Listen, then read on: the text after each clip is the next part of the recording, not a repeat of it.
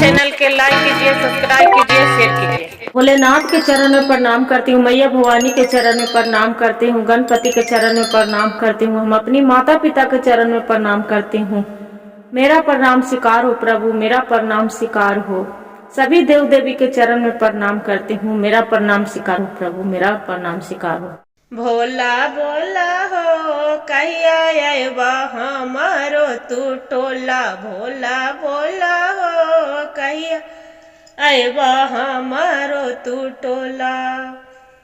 भोला जी के सिरा पर बड़े बड़े जटवा, यार बड़े बड़े जटवा, बोला बोला हो कही अयबा हमारो तू टोला, भोला बोला हो कहिया अयबा हमारो तू टोला।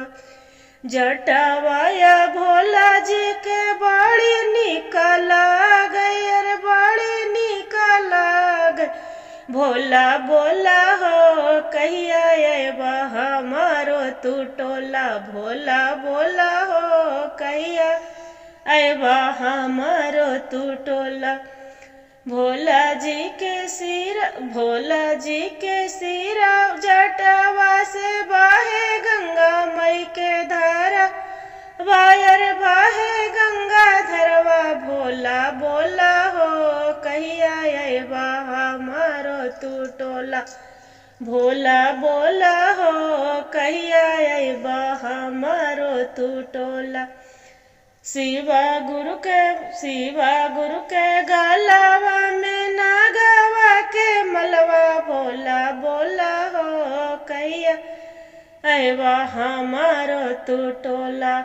नागवा छोड़ा ले शिव के मारे फूफू करवा, यार मारे फूफू करवा, भोला बोला हो नागवा से डारे गौवा लोगवा, भोला बोला हो नागवा से डारे गौवा लोगवा, भोला बोला हो कहिया अयबा हमारे तू टोला।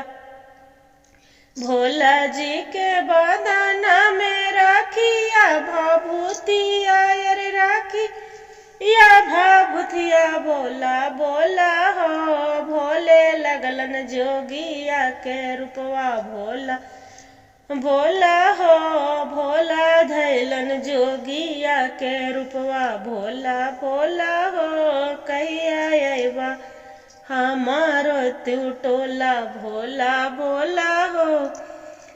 भोला जी के हाथवा में तीरा छूला शोभे, यार तीरा छूला शोभे, डमरू बाजेला डम डममा हो भोला बोला हो कहिया अयबा हमारो तू टोला, भोला बोला हो कहिया अयबा हमारो तू टोला। भोला जी के बदना में शोभे मिर्गा के छलवा, अरे मिर्गा के छलवा, भोला बोला हो कहिया अयबा हमारे तू टोला, भोला बोला हो कहिया अयबा हमारे तू टोला। शिवा गुरु के बगला में शोभे गौरी महारानिया, यार गौरी महारानिया, भोला बोला हो कहिया अयबा हमारो तू टोला, भोला बोला हो कहिया अयबा हमारो तू टोला। शिवा गुरु के बगला में बासा हवाएलावा, यार बासा हवाएलावा, बासा चढ़ालन भोले भोल बाबा हो, बोला बोला हो कहिया अयबा हमारे तू टोला, भोला बोला हो कहिया अयबा हमारे तू टोला, भोला बोला हो। शिव गुरु के बगल में कार्तिक गणेश लाला नामायर कार्तिक गणेश लाला नमा भोला बोला हो कहिया अइबा हमारे तू कार्तिक के गणेश के लेके भोला बोला हो कहिया अइबा कार्तिक गणेश के लेके भोला बोला हो कहिया अइबा हमारे तू टोला।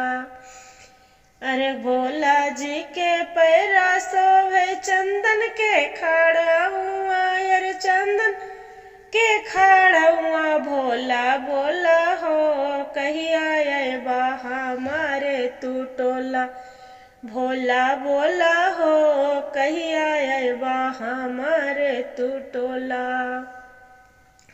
अरे चढ़ल सावन मायर भोले बाबा आइलन अरे भोले बाबा आइलन भर सामन का माइलन हो पर्वत पहाड़िया से भर सबन गमावा लन हो पर्वत पहाड़िया।